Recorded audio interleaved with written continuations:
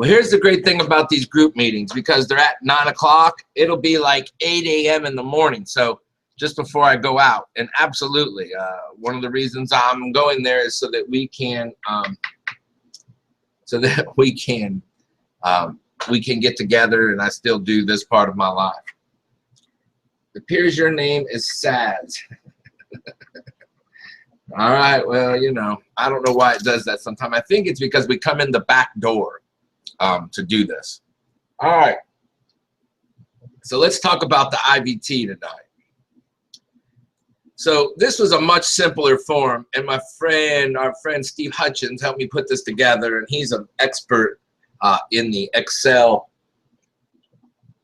product format. So so what I like to do is, now guys, let's first remember that these don't need to be exactly the way they are. You can move these around, you can change them a little bit. If it's close, obviously you can pick it, because some of these things may be hard to find, and it's all right. So several of these things, you can miss up to 5 of them in here, and still I would continue to look for it, okay? So the first thing with the IVT scorecard is that we want to put in an ASIN number. Enable edit. So we want to be able to put an ASIN number in.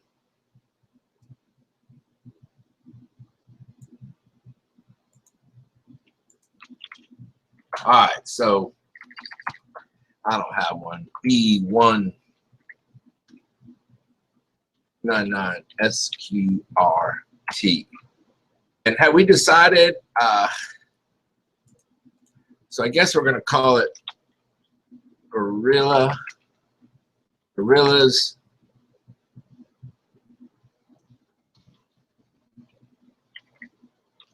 Glove Garlic.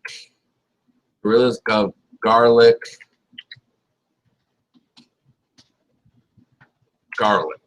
Gorilla's Glove Garlic Cupcake. All right, so there's the name of our product. And so later on, we'll get into why we wanted that there, okay? So now, so let's talk about main rank. Main rank is important, but remember, so here's the most important thing, and we talk about this all the time. You're not trying to find one particular product, and then that's the guy you're trying to beat. That's absolutely not how this works. You're trying to find a category of similar products that you can compete with. One more time. You're not looking for one product. You're looking for a category of products. AmaSuite goes out and it finds you a golden nugget that says, hey, this category may have some great products in there, because here, look, here's a product that has a 5,000 BSR. Its sales price is right. It only has 150 reviews. So what that would tell me is that there are other products in there that are similarly priced, that have low amounts of reviews, that have high rankings. So I hope that makes sense. Yes. Okay. We don't put our ASIN number in there. By the way, I'm going to have to go back and forth here. I have to stop and read these. So do we put our own ASIN or that of our competitor? So what I suggest is pick the top competitor. It just will give you access to that. That's just going to help you later on so that you can go back. So let's find the number one product. Put that number one product up here in the ASIN number. So the number one product in your category. All right. So, and then we want to look, so we want to get that, we want to get a product category below 12,000. That doesn't mean you can't search 15,000. That doesn't mean you can't sell new sellers or favorites or wish list. You can search all of those. I suggest you search everywhere you can, because somewhere in there is going to be this gold nugget, and you're going to pull it out and you're going to go in and measure the category and go like, here's my product champion. So we want the sales price between $17 and $50. Now, the sweet spot for me is between $25 and $30, because that's going to give me at least $10 to $15 in profit is what we want, or it gives me a heck of a variance that I could just go in and attack it with price. So, you know, Jocelyn has her gloves and she's making, I don't know, $4 a piece, I think now, maybe $3 a piece. But that's $3 to $4 a piece. If that product continues to sell at the same rate and it produces $400 or $500 a month, that's a win.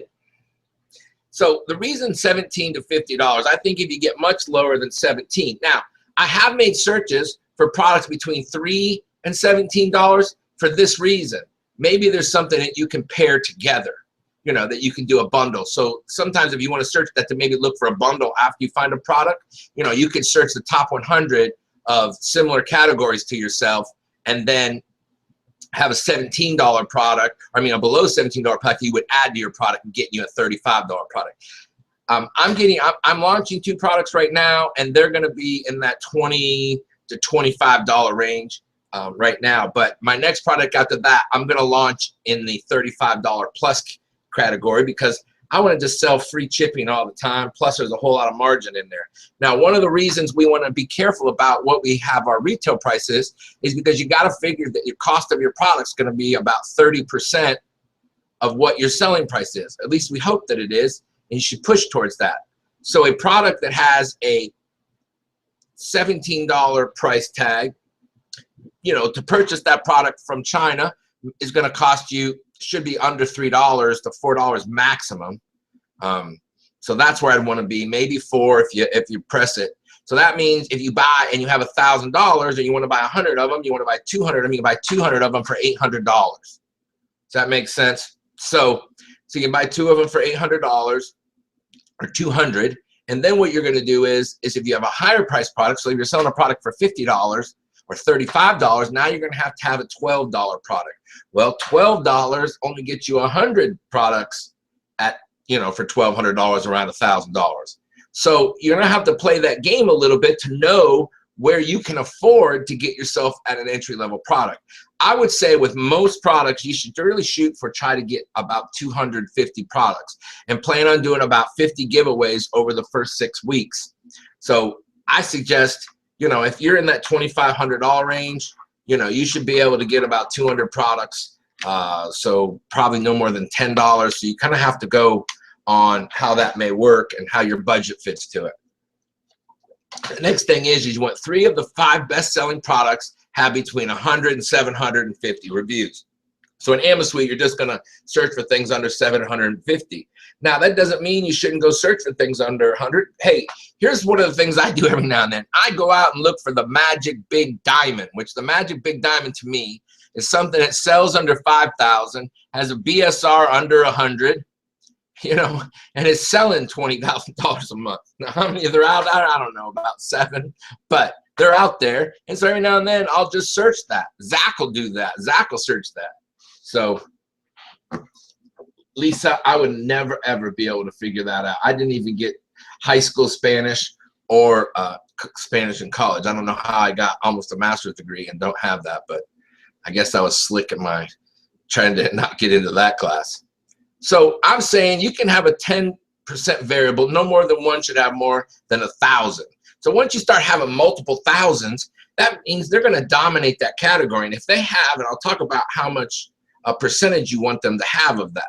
So we also want to try to get no more than 150 competitors. I think I may change that to 200 to 250 because what you're going to find out is around 200, you're going to see probably people that you can easily beat and jump forward with them with better listings and better products. So as long as when you get to 150, you're still not seeing people with hundreds of reviews. That makes sense. So if you got somebody who has 100 reviews and they're on page, you know, I don't know, 15, the problem is how on God's earth are you, I mean, they're spending money all the way on page. You're never going to get to the front.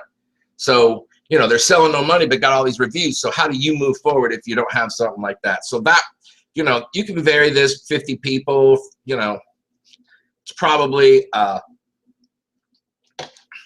you probably may have to stretch that a little bit, but that's the ideal number.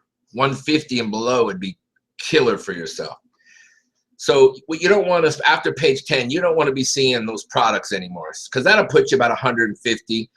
If you kind of count them and you see a lot of products in here that may not be sold at that rate, so then that's where you can go to page 12 because there's not 17 on a page that are actual competitors.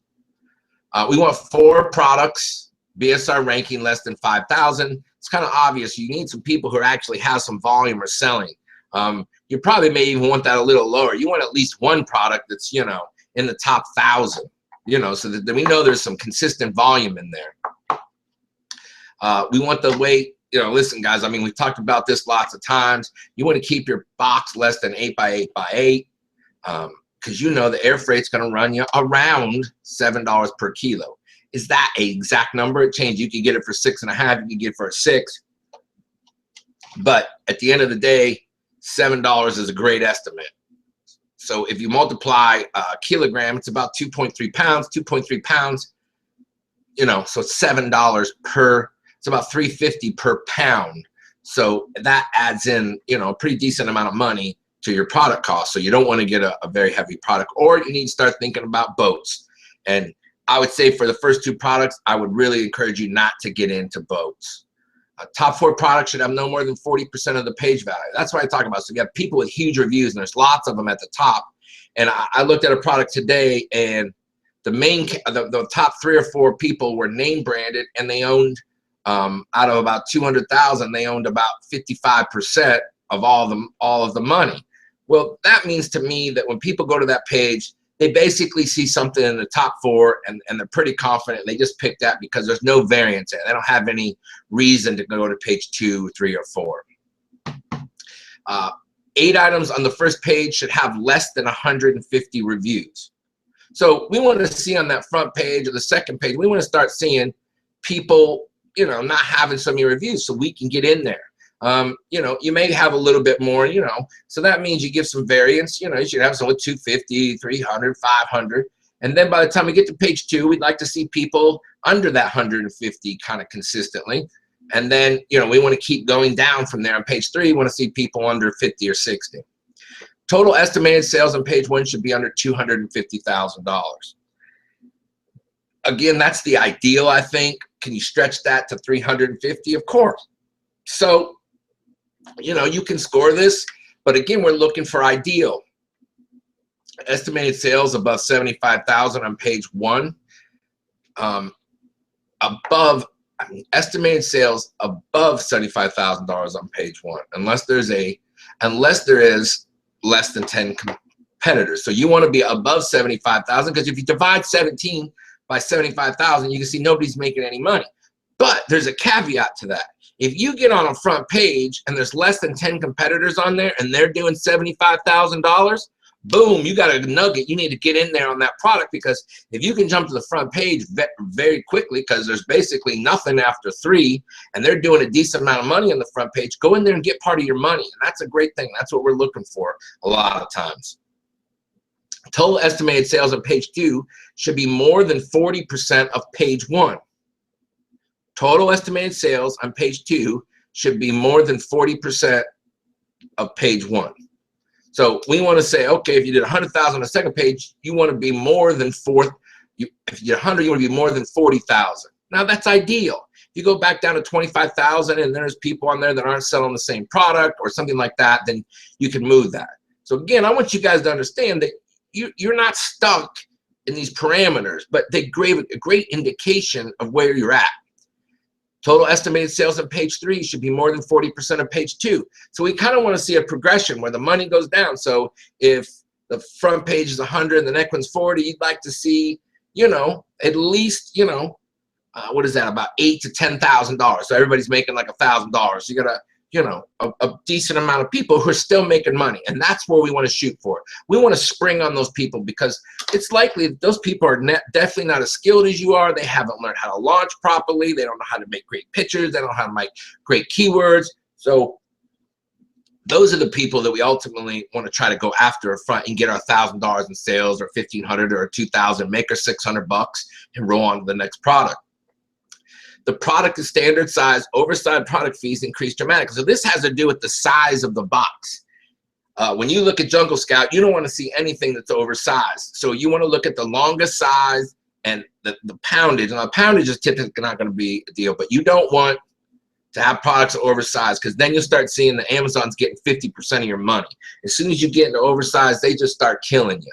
So I really would suggest that you go into there. So we want to make sure that the ad space is in, that they're selling ads, that the people are actually out there buying ads. They're not just empty, and they're not full of products that, that aren't even related to it. Now, you're going to many times see something like that, but that doesn't mean necessarily if you see other mixed things, that's fine. But you don't want to just see, if you're looking at the Gorilla's Glove Cupcake product, you don't want to see people selling barbecue gloves on that, because then they're saying maybe there's not as much market for the other one being product money. Now you're competing with people for barbecue gloves. Now, that may not make sense. It may mean they still is, and things we talked about, products to avoid. The product's not liquid glass, easily breakable, it's hazardous, it's ingested or put on human beings, pills and lotions and potions. That's a kind of a dangerous thing, and we don't want to get into that, the first couple of products. We want to make this thing as easily overcomable. We want to test the product out. And so we don't want multiple boxes either. Don't make anything that makes it more difficult. If you add battery operated electronic products, know that there's just a higher risk. I suggest you do it after 2 products. If your third product can do battery operated electronic, but you definitely need to have an inspection on that. You need to make sure that before it leaves China, that these things work. So you're gonna have to do a random inspection and make sure you got them. Make sure you send somebody over there for that $150. It's not that much money. Send them over there. So we have there's 15 columns, and we'll go back up to the top, and we're going to fill in all these columns. So it either gets 10 points or it doesn't. And so you're going to, I don't want Windows 10. So we're just choosing them. Very simple. And then you're going to be filling out these. Rank is 5,500. Average sales price, 17.95. Top seller total reviews, 1,500. Estimated number of competitors, 200. Main category rank, less than 5,000. Yes. Yes. 50.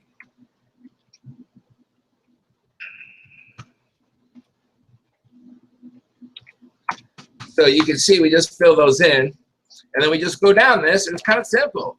You fill this out quickly, and you get this thing going so that you kind of can judge your product.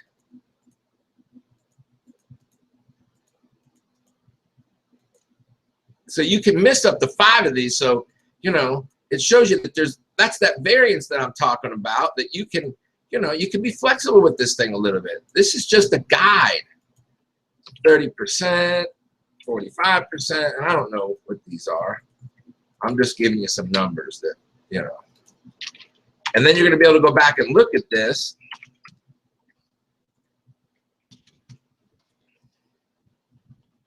So 110, above 100, more investigation. I mean, listen, if the product scores 90, 80, and you're feeling close, but don't get yourself much further down than that. Because then you're just wasting your time. You're looking at stuff you probably can't get to, and there's no reason to do that. Okay, let me go look and see if we have any questions right now. The Spanish at the bottom of the page says, "Good night, folks. We begin in a few minutes." Okay, so that's the IBT scorecard, which you're trying to find your initial category viability. So you want to quickly determine whether the product is worth further investigation. Should I continue to look and go into the things that are on a product champion, or am I just wasting my time? It doesn't have the attributes. So the idea is to quickly go through these things. Now, I've gotten pretty good that I can look at a listing almost without this. And you're going to be, once you do this a bunch of times, you're going to start knowing. You're going to start going, okay. Yeah, that's got 9 or 10 things that click off this list, and you'll just move past this. Now, the reason I would do this is so that you can keep track of all of your things. By the way, this just says you can't take my stuff. Somebody will, because that's just part of the game. Somebody will just take this and copy this. But, whatever. Go do what you got to do. We know how to use it. We're going to give this away free anyway. So, if you know where you're at, any score above 100 warrants more investigation. Now, the reason I've done all these things is because they keep your stuff conservative, so that you're not putting yourself out there in the first 2-3 products where you're risking all of your money and you're trying to put yourself in a category that may be too risky or you're risking too much of your money, I never suggest you use more than 50% of your money on the product. You need to spend 50% so that maybe you have a second shot at this, or but you also need to make sure that you use part of that money, at least half of the investment in the product. You want to use 50% of that to do marketing and promotion. So you're gonna have to figure that in your initial cost, and I'll show you how we're gonna do that later on. So now what we've done, we've kind of put all this information here, and you can see we filled them all out, and we got a score of 110. So we're gonna go ahead and move on to the product champion. Any questions right now that anybody has, or anything that they want to make a comment about the product the IVT. So then we swap over to the product champion scorecard. Now this comes in after you do the initial viability test, because you decided that we're gonna look more into this product. We're gonna spend some more time with it. So you don't want to start spending more time with something and have it not be valued, and you're wasting time, because there's lots of products to look at. And this, once you make the scorecard, it's gonna give you the confidence that, hey man, this is a pretty good dang product. I went through all these things and it seems to score good. Product champion scorecard, here we go. So the first line is will a supplier agree to a less MOQ, which means you want to make sure that you have a supplier that's willing to give you a smaller MOQ. If their deal is we're only giving you 10,000 of them, then that ain't your supplier. It may not be your product. So if we can get in there and they'll do that, then we're going to give it a score. And so we're going to get what the MOQ is. We want to put that in there. So we want to get a 500 MOQ, and the initial invested is $2,500. Okay. It does have that. We're going to give it a 12. Now, what I did was I felt like I gave weight to all of these things on their importance. And again, it's some of that's subjective. And, I don't know if he left it, so you could give him. So it will let you adjust this. So if it's close to that, then, maybe you put a 10 in there. I don't know. You just want to be able to give it a judgment. So if it has maybe 80% of it, or it makes sense that it definitely scores some of that value, lower it down a lot. This is to give you a pretty good guess that this is a great product. Can you private label or white label easily by getting the brand added by the manufacturer, or can you do it with unique manufacturing? Can you add, and we'll talk about this in the next line, can you add variations to it? Can you bundle the product? Can you improve the product quality? If those things can happen, then you want to, again, go forward and decide that, okay, that's what I want to do. So we're going to give it 5 points, and we're going to go over here and we're going to put in yes. We talked about the next one, room to improve, the product quality, the variation. So can you do additional options? Can you do those things? So we're going to assume that we can do that. Now that doesn't necessarily, because again, we're working through this thing and trying to make sure that we don't have to have every single one. I'm going to fill in this yes or no several times.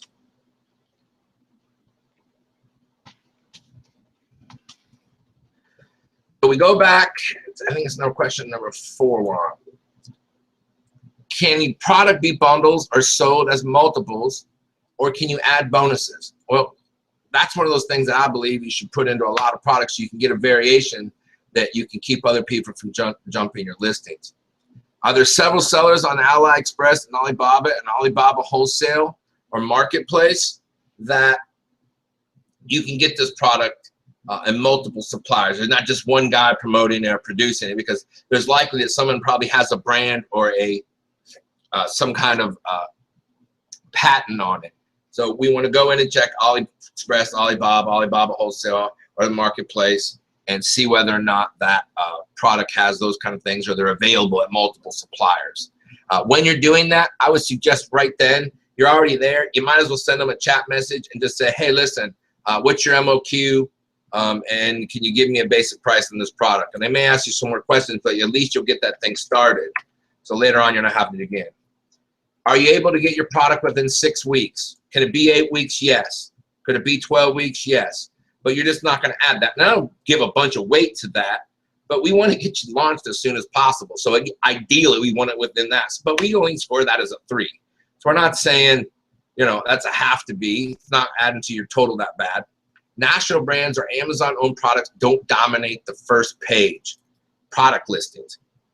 If you look at a listing and there's Kellogg's, and then the next 12 of them are all Amazon sold products, how on earth are you ever going to get there? And then usually what likely is they own the top of the listing anyway, so most people are only getting 5% or 7% or 10% of all the sales on the front page, and most people aren't going to the second page because there's no reason, there's no variation that they expect. And I use the example of microfiber towels. How many pages of microfiber towels is anybody going to look at?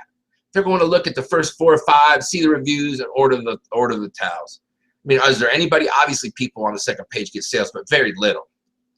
So I'll give it a 5. Does the product have more than 5 keywords under 5,000 searches per month? Now, I love that. One of the things that is, I feel like, is one of the secret gorillas tips is that you want to own these smaller keywords. And what that means is if there's something that's searched 2,500 times a month, you want to be on the front page of that product. Now, the way in which you do that is you make sure that in your keywords, you have 100% match. So the possibility that you could get ranked higher means if when they search that term, gorillas, gloves that work for a car. I don't know what that is, but there may be 2,000 searches for that, exactly the way that's phrased. So you need in your keywords, or you're behind the keywords, you need to put that phrase in there exactly the way you see it, so that when people search that particular one, you're much more likely to come up because you are one of the people who are really pushing that keyword. So if you do that, you have a more possibility of getting in there and getting your product listed. Now, if there's something that has 100, I saw something today that had 1,600,000 searches. Can you get in there? Yeah, probably, but it was super highly competitive. So why not go after these ones that have 1,000? Wouldn't you like to have 500 people visit your page, close 20% of them, and get 100 sales?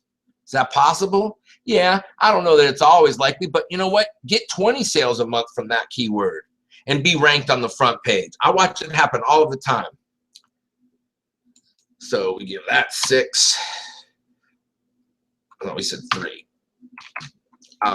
Are there 8 to 12 bad listings on the first 2 to 3 pages? Meaning, are there listings that have poor images and bad titles and limited information and bullet points, the description is no good? Overall, it's just not a good listing.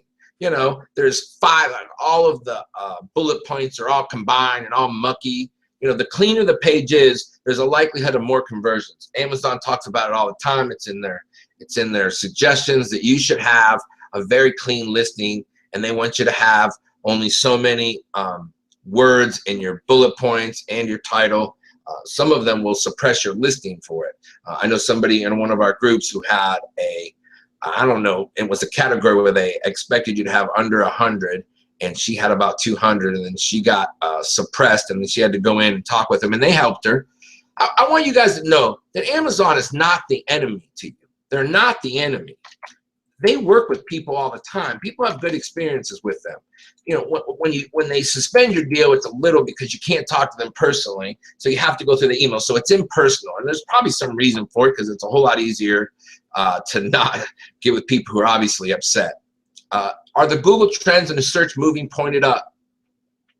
So you look at Google Trends and you see that steady climb up. Well, that just gives you a good indication. I'm not saying that's a all beat-all deal, but for 3 points, you see that. You know, I might go over to eBay and check eBay out. I might go over to Sears. I had a really great program up today that showed the actual sales of the top products being sold at Sears and Kmart and all those things. I'll see if I can find that link. I have it in my history, so I'll try to find that and post that link in the group because it's a really cool software. I didn't pay anything, so we give that a 3. Are there more than 25,000 searches of immersion words between the top 3 keywords? You know, if you're in a product that doesn't have many keywords, we talked about we want multiple keywords as well, but if there's less than 25,000 searches, first of all, there better be 1 page, maximum of 2 pages if that's all the searches are, because I guarantee you there's not enough sales if they only have a small amount of searches. If there's about 8 products, then that may make sense. It's a 7. The top seller doesn't have more than 60% of the front page. So you're going to add that up, and you're going to go, okay, 10, 20, 30. You're going to say if there's 100,000 and they have more than 60% of that front page, you don't want to be involved in it. Have the top 5 products remain stable within their BSR over the past 3 months. So you're going to check with Keepa, Camel, and you're going to look at that BSR to make sure there's the product's not headed downward. You know, if you see Google Trends, you see that going down, and the BSR, the whole category kind of is going down on the top 3 or 4 products, then, you know, why are we going to look at that? Let's get and find something a little better, unless it just has a bunch of other attractive things. Amazon fees are not more than 40% of the cost of the product due to size or weight.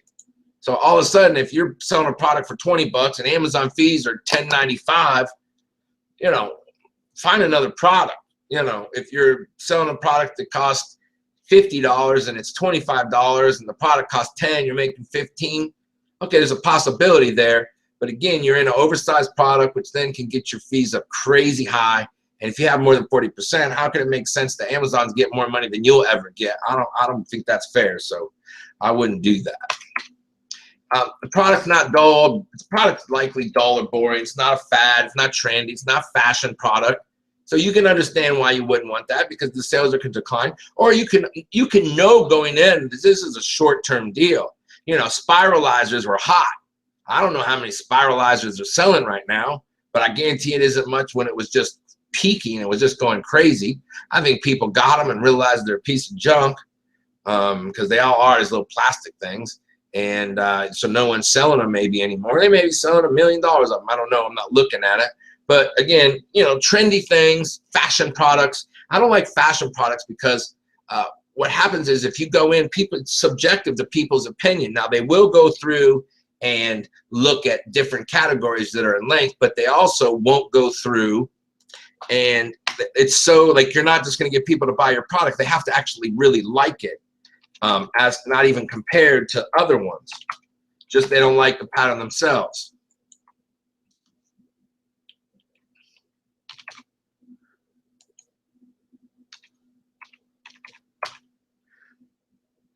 Filling these in again just to give us something to look at. The actual percentage is 50, so we know what we're doing here. So that's a yes, that's a yes. So all of them are bad. Okay, so now we went through all of these, we filled this thing out. Now watch the magic, and here's the magic of this deal. We're gonna record the information. Now, first of all, we know that it scored 86. So let's go look at our scorecard. Oh man, this is a super product champion. We need to look into that product and make sure that all these things work out. And if you do, you know, listen, you better make sure that you kind of move this around. But to me, if it's yellow, green, or red, you know, this is definitely a product that's viable. You know, in the yellow, I'd really want something, you know, in that 70 to 80 mode. But can you be in there? You know, I talk about it. Walk away if it's below 50. It's possibilities, pretty good. Product champion, super product champion. So that's how we record it. So now what we're going to do is we're going to put we're going to record the information. So we do that. It did a bunch of stuff. I don't know what it did, but let's hope it recorded the information. So we go over here. We go to the summary report. It did. Now look at all this stuff at one section. There's everything. It shows you the IVT score. It gives you the title of the product. So you know all the way through what this is. I don't know why it didn't record that. I may have to get that done. So, Gorillas gloves. Now we have the ASIN number, right? We have the IVT score, product champion. It even lights up with the color to let you know, man, this is a green product. So we want to fill this page with, you know, 5 or 10 green products, go through all the processes, go through the sourcing, and find out all these real numbers and make sure that they match up. You're going to get a lot of them, but we certainly need to start checking the sourcing after this and see if the product starts meeting our profit calculations, and to make sure that you can actually get it's not going to take 12 weeks and they've changed their mind. So Chinese are, you know, sometimes known to change their deal, and so you just need to make sure that you're able to find that information out before you then proceed. But you should definitely really start looking at this as one of your definite products. So what we want to do is we want to fill this out. And, you know, this goes to stuff that gets on our a list that we know we're going to have 5 or 10 products, which may be all of our products we're launching. You know, maybe I'm going to launch 2 of them at the same time. So you just make sure all this information's filled out and we know what we got. So there's rank and average sales price across this, top sellers, estimated number of competitors, weight. You know, so all that stuff goes all the way across and you can see how valuable. You can look at all this stuff, you know. And you know how to analyze this now. So you can see it gives you that category. So I love the fact that you can record it. And then what you would do is you go back to the product champion scorecard. And when you're ready to start again, you just press reset and boom, it empties everything out. So now it's all empty again. Start on product 2. You know, once you start on product 2, you go back to your product summary and you go and do and repeat again. Yes, percentage of fees, 20%. So you can see how you just go back through that one more time. You get to the summary report and you add them in there. So, you know, 1, 2, 3, 4, 5 products, whatever you think products you want to add there. Obviously, we want to get this thing at least 4 or 5 products on that short list that you're going to go inspect in that final phase, which is really sourcing and finding out what the shipping cost is and that kind of stuff. So you really want to move into that phase if you got that green product. And then the last page, once you start getting that, that's when you start putting the links to your products. Now, this is one item per thing you do. So you're gonna, you know, you're gonna put the cost of the item. You know, it's $12. The MOQ is $500. Initial invested $6,000. You're gonna sell it for $29.90. We're gonna sell it for $35. $35. The FBA fee is $12. So you're getting $11 per sale. That's 31% profit margin. We're gonna average sales number. Sales a month on those products is, let's say, 200. I think that's where that one goes. No. Average sales a day, 7,500. I need to get that fixed. Okay. Uh-oh, did it freeze on me? No, I already fixed it. All right.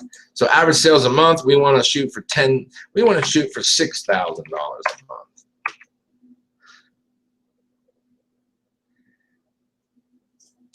Average daily sales, 200. We want it to be 3. There we go.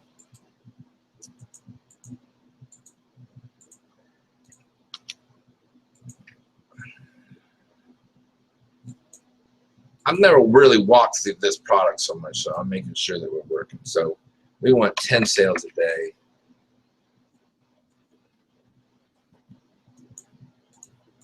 What am I missing here, guys?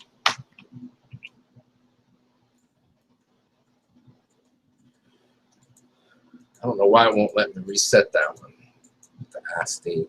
So it'll tell you what the estimated growth of sales if you do 10 sales a day. If you do $60,000, your return on investment is 92% on what you do. Number of promotions you're going to do. So if you're doing, you know, 100 promotions, it goes in there. You're going to sell the product at $99. The FBA fee we've already decided is, we already put that in there. It's $12. Now it'll go down because you're selling it for less money. So let's call it 4.5. And then, so you go promotional costs. And so that affects all your things. And you can put your notes over here, what people said. And you fill out all these forms. Again, let's see if I can get that thing. It won't let me select that. And I don't know why. Maybe it has to go in order. I don't know.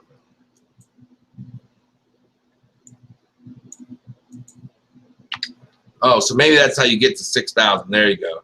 I got it. I messed that up. Okay, so we want average sales a month. We want, let's say, 200. All right, now we got all the number. I'm sorry, guys. So that's the right deal in which you do that, okay? Let me go, there you go, 300. Let's go to 300. I don't say else. All right, let me read some of these things. You put the title in the wrong box. I think I did. put 300 in the average sales. I did that. You put the amount of money you want to make in the month into the number of sales. I agree. I'm not work with this one the way he set it up. So our designer. So then we can go out. We can look at this whole thing. You know, we can look all the way across. We can look at the products. So we know what this is the product. BLOBS. So now we know. And then what you do is you make another. You just do another one. And the notes, obviously, here's some notes that go along with, you know, some of the terms that you go in. So it's just a way to get some notes in there that kind of give you some more indication of what's going on. My fan, I think it was Steven, who put in, he said you need to have bankruptcy attorney. So he added a page to it. Does anybody else have any questions? That's a pretty good walkthrough of the IVT and the new IVT form that we put together. I hope that it helps you guys. It should give you some indication. If you have any questions or anything like that, just send them to my Facebook page so that we can answer those questions. Does anybody else have any other questions that we can go over here right now?